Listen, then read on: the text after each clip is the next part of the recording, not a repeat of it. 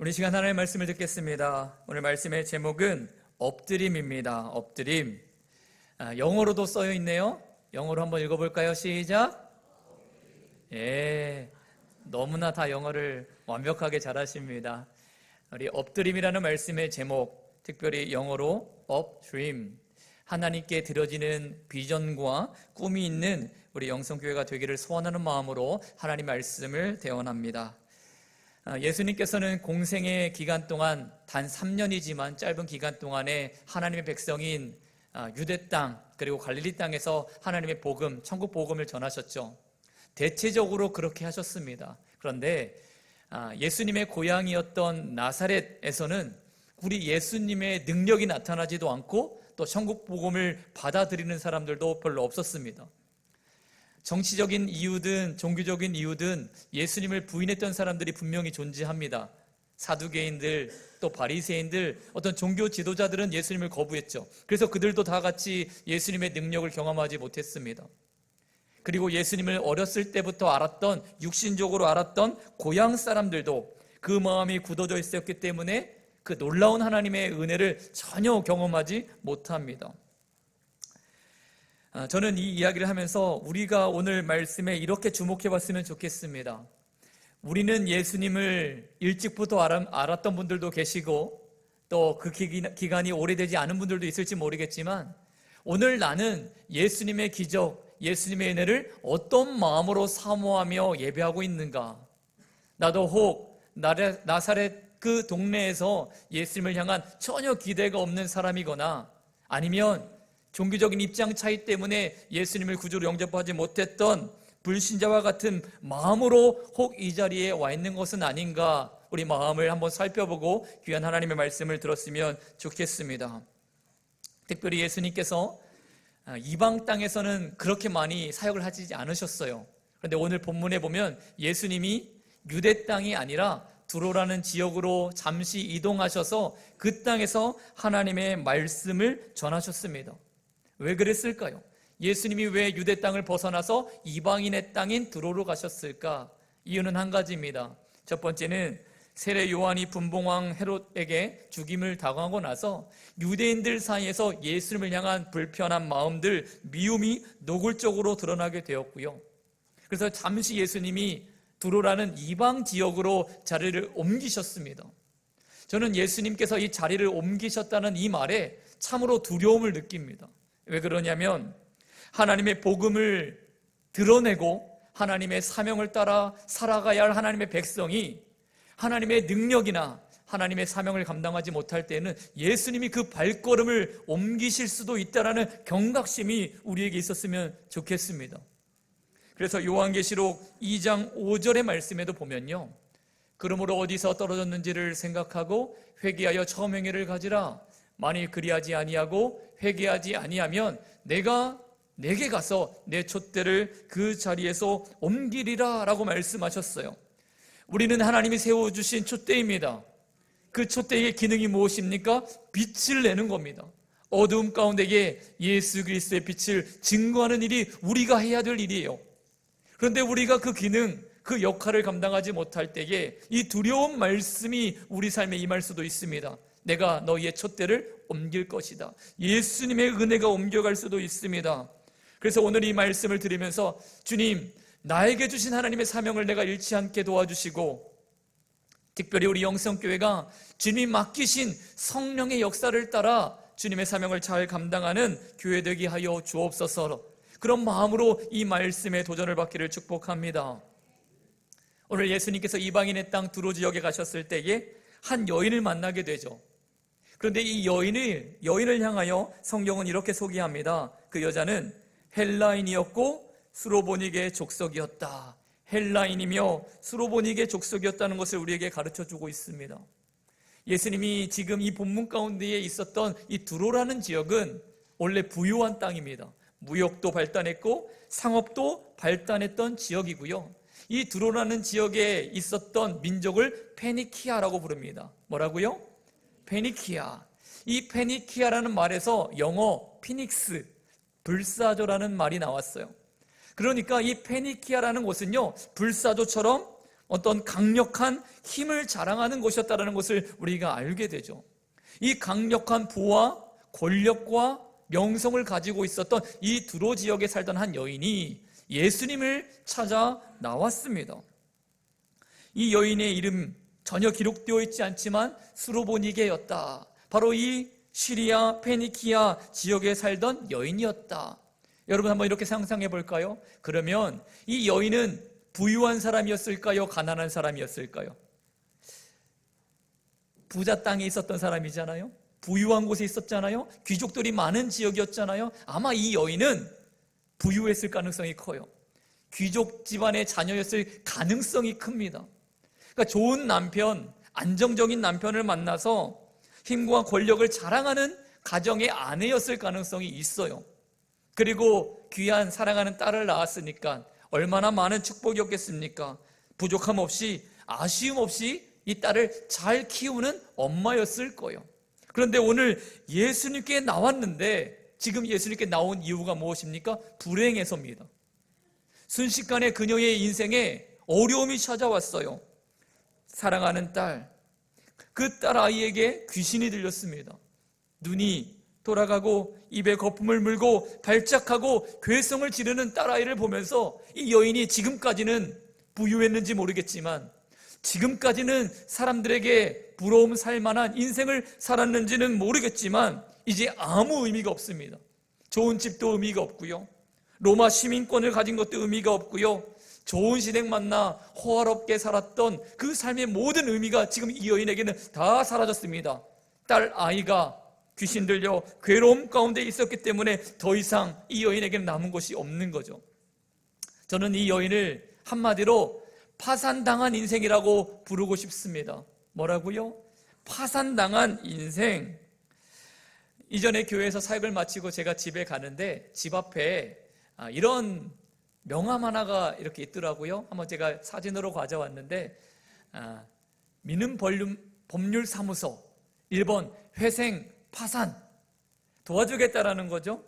개인적인 파산이 당한 사람, 회생이 필요한 사람을 내가 돕겠습니다라는 이렇게 메시지가 있는 전단지였는데 아마 세상 많은 사람들은 인생이 고달파지고 경제적으로 물질적으로 문제가 생기면 이런 쪽지 하나에도 마음을 쏟을 것 같습니다. 조그마한 희망을 걸 것 같습니다. 미래에 대한 불안과 근심이 있는 사람들은 그 염려로부터 해방되기 위해서 사람을 찾고 의지할 사람을 찾습니다. 그런데 가장 중요한 영혼의 문제, 영혼의 파산을 당하고 죄로 인해 지옥 권세의 구렁텅이로 빠져가는 인생이 예수님을 찾지는 않는다. 이게 가장 큰 비극입니다. 마태복음 1장 21절의 말씀을 보시면 아들을 낳으리니 그 이름을 예수로 하라. 이는 그가 자기 백성을 그들의 죄에서 구원할 자이심이라 라고 말씀하고 있어요. 예수님을 만나면 파산당한 인생이 회복됩니다. 예수님을 만나면 죽어진 영혼의 구원이 임합니다. 그런데 그 예수님을 간절히 찾는 사람이 없다라는 거죠.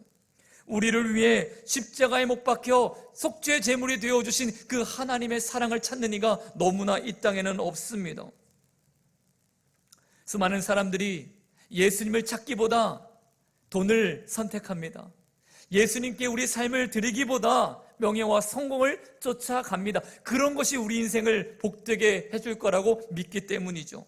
이것이 비극입니다. 비극은 부도가 나는 게 비극이 아니에요. 건강을 잃어버리는 것이 비극이 아닙니다. 비극은 인간관계가 깨지는 게 비극이 아니라 우리 영혼의 구원자가 되신 그 주님을 알지 못하는 것이 비극이고요. 알면서도 찾아내지 못하는 것이 비극이고 그 주님의 놀라우신 은혜를 경험하지 못하는 게 우리의 인생의 비극입니다. 오늘 예수님께서 산상수훈에 이런 말씀을 하셨습니다. 마태복음 5장 3절에 심령이 가난한 자는 복이 있나니 천국이 저희 것이미요. 가난한 자가 복이 있다. 아니 어떻게 가난한 자가 복이 있습니까? 그러나 주님은 분명히 말씀하셨어요. 가난한 자는 복이 있다. 천국이 저희의 것이기 때문이다. 여기서 말하는 심령이 가난하다라는 말이요, 원어로 보니까 파산당한 마음입니다. 삶의 모든 것들이 무너져 내린 사람입니다. 집안이 몰락해서 법원으로부터 파산 선고를 받고 거리에 쫓겨나가게 된 그 상황, 그런 마음 상태가 가난한 마음, 그 자가 하나님께 복이 있고 천국을 소유할 수 있다라고 이야기를 하고 있어요. 저는 어릴 적에 저희 집이 아닌 다른 집에서 며칠, 몇 주, 몇 달을 이렇게 종종 생활했던 적이 있었습니다. 어릴 때 어머님이 이런 적이 있으셨어요. 오늘 한번 여행 가자. 여행 가자니까 얼마나 좋아요? 그러면 이불이나 뭐 옷과 빨래들을 한참 이렇게 보따리에 싸고서 어느 여관을 딱 들어갑니다.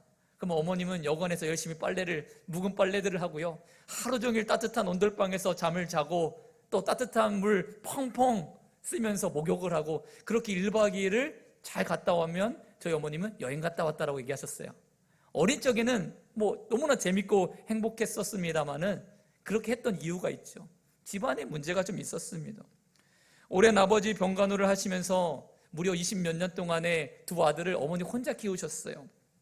그리고 어떻게든 장남 하나 잘 키우면 공부 잘하게 만들면 가정이 설 수 있다라고 말하셔서 무리하셔서 많은 공부도 저에게 시켜주셨습니다. 제가 고등학교를 다닐 때에 기숙학교를 다녔는데 2달에 한 번, 3달에 한 번만 집에 갈 수 있었어요. 제가 고등학교 2학년 때 어느 날 집에 가서 초인종을 딱 눌렀는데 모르는 사람이 나오더라고요. 그러니까 아들도 모르게 아들에게 알릴 시간도 없이 몰래 이사하신 적이 몇 번 있으셨어요. 지금 생각해보면 참으로 큰 일은 아니었던 것 같은데 그때는 참으로 어려웠던 것 같습니다. 아마 이 자리에 계신 분들도 저와 같은 경험을 하셨거나 더 어려운 경험들을 하신 분들도 있을지 모르겠어요. 그런데 오늘 우리가 그 파산당한 상태, 누군가 나를 도와주지 않으면 오늘 하루를 평안하게 살 수 없는 그런 마음을 가진 그 절대적인 의존의 마음을 가진 상태를 겪었다라면 오늘 우리는 반드시 주님 앞에 나와야 하는 줄을 믿습니다. 주님께 엎드려야 하는 줄을 믿습니다. 가난한 마음, 이 파산당한 상태, 그것이 바로 심령이 가난한 자요 복이 있다라고 말씀하신 그 주인공인 줄을 믿습니다. 오늘 이 스로보니게 여인이 그 파산당한 마음으로 인생이 송두리째 무너지는 것 같은 그 상황에 예수님을 찾아 나와 발 앞에 엎드려 간구합니다. 예수님, 귀신 들린 제 딸을 불쌍히 여겨주셔서 이 귀신을 쫓아내 주십시오. 여러분, 오늘 말씀의 제목이 뭐라고요? 엎드림입니다. 세상 사람들에게 엎드림은 굴욕적인 겁니다. 세상 사람들에게 누군가에게 엎드린다는 것은요, 패배감을 얻는 겁니다. 그러나 주님 앞에 엎드린다는 것은요, 절대로 패배감도 아니고 굴욕도 아니죠. 엎드림, 하늘을 향하여 꿈을 꾸고 하나님을 향하여 소망을 갖는 것, 그래서 주님 앞에 엎드린다는 것은요, 소망인 줄을 믿습니다. 주님 앞에 엎드린다는 것은 실패가 아니라 성공이고요, 절망이 아니라 기쁨이 되는 줄을 믿습니다. 그런데 누구만 하나님께 엎드립니까? 심령이 가난한 자, 파산당한 마음 상태를 가진 사람만 예수님께 엎드릴 수 있습니다.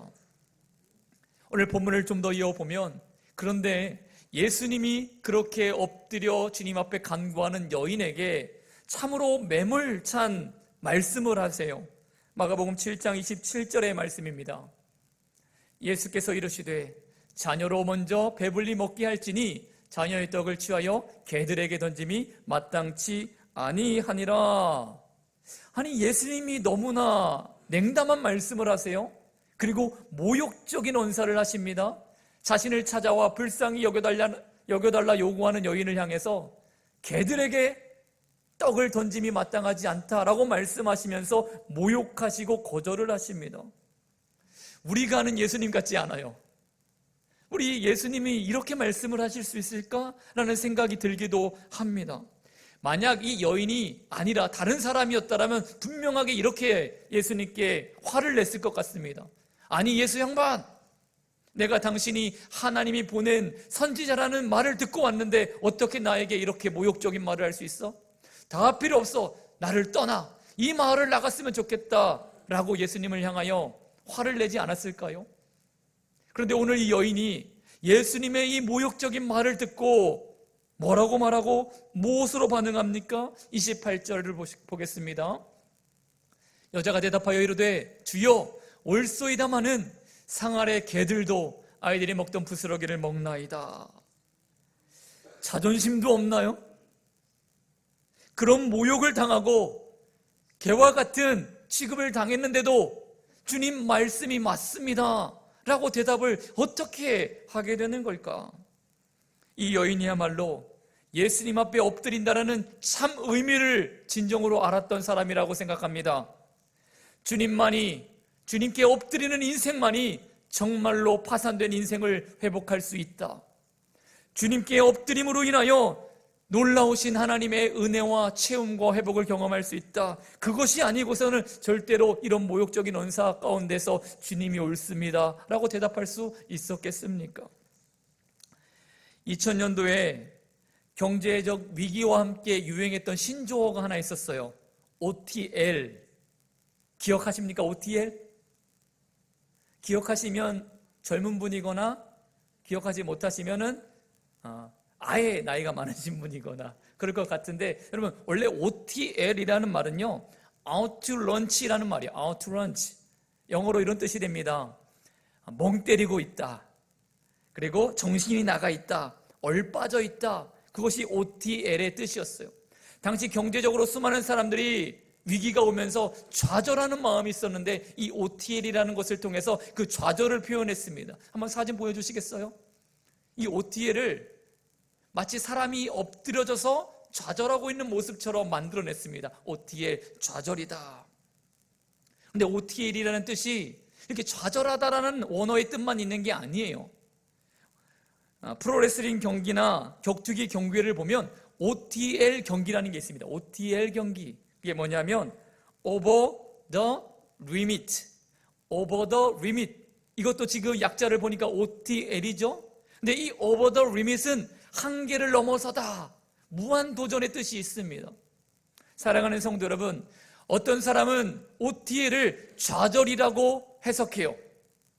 어떤 이에게는 OTL은 절망적인 겁니다.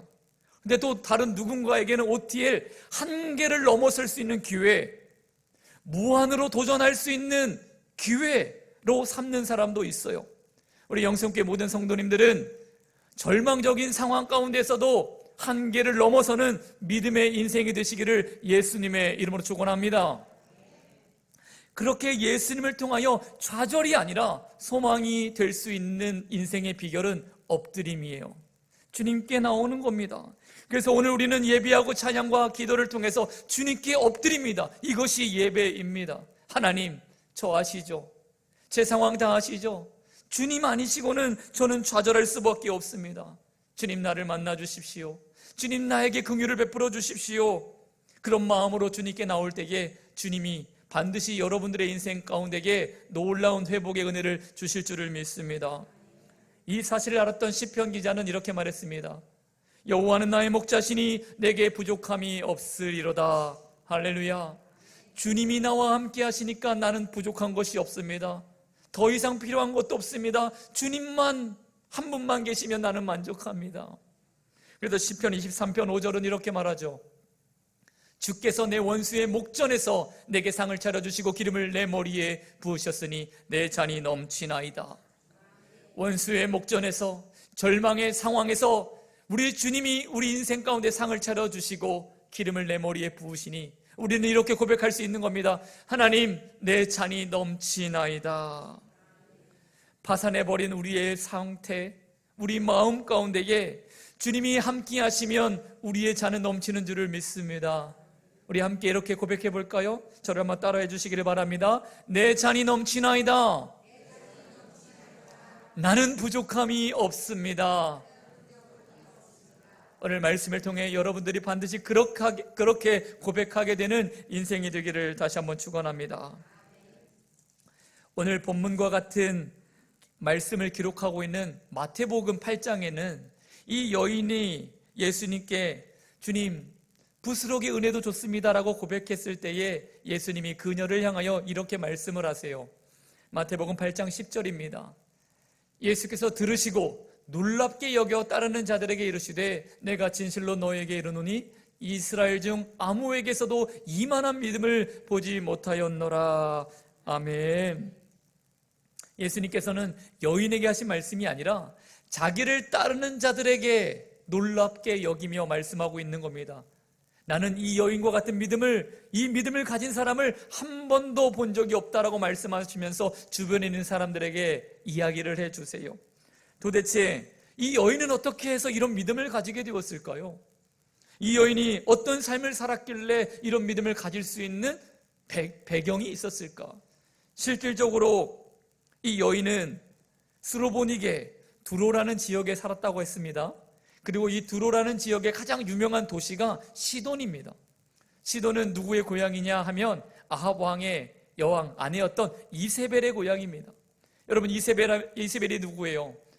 이 바알이라는 우상을 이스라엘 땅에 가져오면서 수많은 하나님의 백성들로부터 하나님이 아니라 우상을 숭배할 수 있도록 만든 원수와 같은 사람 아닙니까? 그런데 이 오늘 본문에 등장하는 여인이 그 이세벨이 있었던 고향 시돈 출신이라고 말하고 있습니다.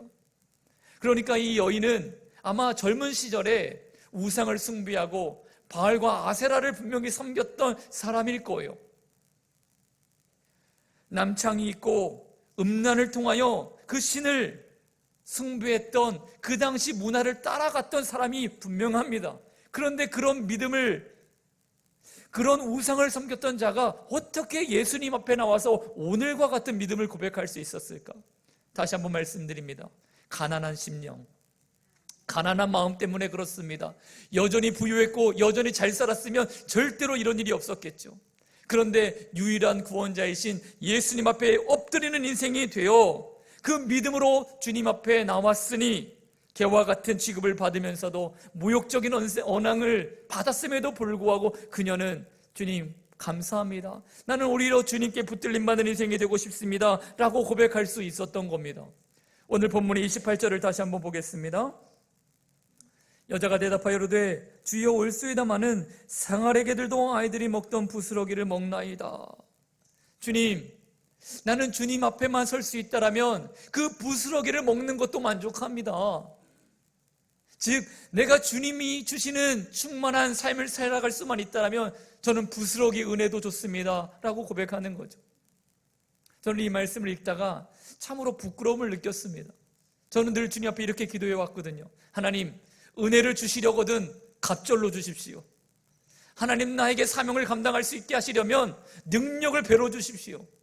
하나님의 권세와 하나님의 능력이 가득 찬 인생이 되기를 원합니다. 잘못됐다라는 게 아니라 이 여인을 보니까 조금 부끄러웠다라는 거죠. 이 여인은 지금 뭐라고 고백합니까? 부스러기 은혜라도 나는 만족하겠다. 하나님 편에만 내가 설 수 있다라면 나는 감사한 인생을 살 수 있다라고 고백을 합니다. 주님과 동행했던 제자들 중에 야고보와 요한의 어머니 살로메가 예수님께 이런 부탁을 한 적이 있었습니다. 예수님, 주님의 나라가 임할 때에 내 아들들을 주님의 오른편에 왼편에 세워주십시오. 주님이 왕이 되시면, 또한 주님이 대통령이 되시면 내 아들 둘을 국방부 장관과 내무장관에 세워주십시오. 이런 말이잖아요. 그러니까 예수님의 제자들의 부모조차도 예수님께 소원하는 게 있었어요. 목적하는 바가 있었습니다. 가득 채워지기를 원했습니다. 그런데 오늘 말씀을 통해 보니 내가 주님을 따라간다라고 말하면서 무엇인가 가득 차기를 원한다라면 이것이 혹시 우리가 가짜 신앙에는 아닌가? 이 여인처럼 주님 부스러기 은혜라도 좋습니다 라고 말하는 것이 진짜 신앙이 아닐까 생각해 봤으면 좋겠어요. 오늘 예수님을, 또 예수님의 그 부스러기 은혜라도 감사함으로 받기를 원했던 여인은 29절에 이렇게 예수님으로부터 응답을 받습니다.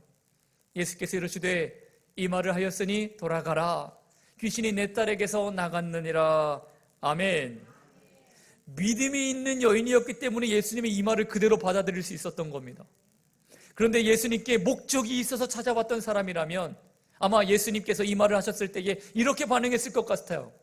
예수님, 말씀만 하지 마시고 제 집에 좀 와주세요.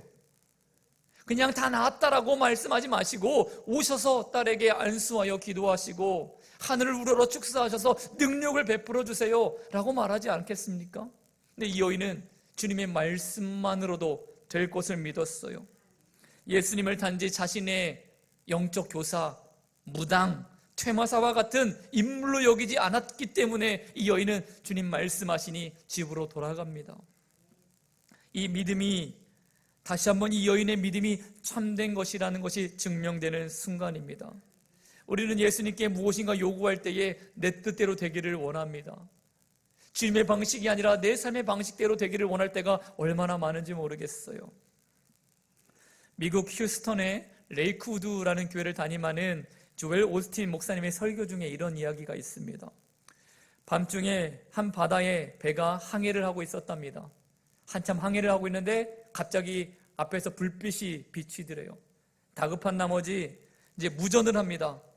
앞에 있는 배 빨리 동쪽으로 10도 틀으라고.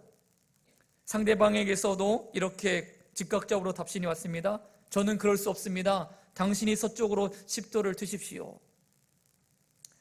이 배의 선장은 해군의 함장이었거든요. 화가 나서 이렇게 말합니다. 나는 해군 함장이야. 이 지역은 내가 통솔하고 있는데 누구 보고 비키라는 거야. 명령이니까 반드시 10도를 틀어라. 몇 초 후에 이렇게 답신이 옵니다.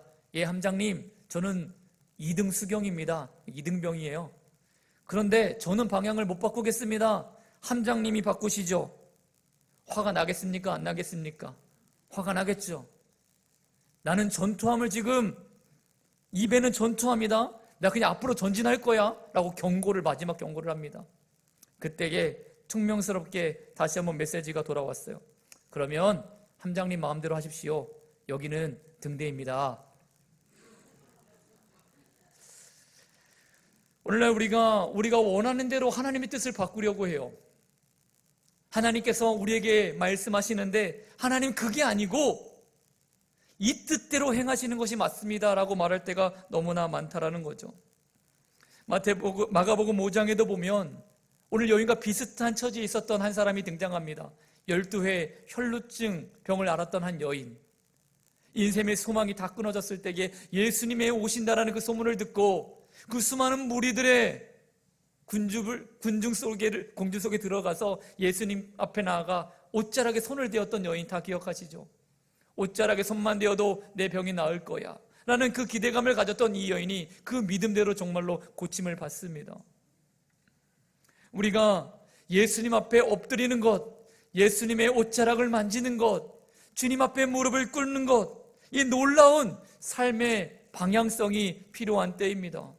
그래서 우리 인생 가운데에 파산당하고 심령이 가난해져 있고 또 우리 인생 가운데 뭔가 절망적이어서 해결 방법이 없을 때에 주님께 나오는 인생은, 주님께 엎드리는 인생은 새로운 소망이 생기는 줄을 믿습니다. 주님 앞에 엎드려 부스러기의 은혜도 충분합니다. 주여 나에게 하나님의 은혜를 주십시오. 파산된 내 인생에 주님의 손길만 끼쳐도 그분의 옷자락 손만 내가 되어도 나을 것을 나는 믿습니다. 주여 나와 함께 하십시오. 나와 동행해 주십시오라고 고백하고 기도할 수 있는 저와 여러분 우리 영성교회가 되기를 예수님의 이름으로 축원합니다.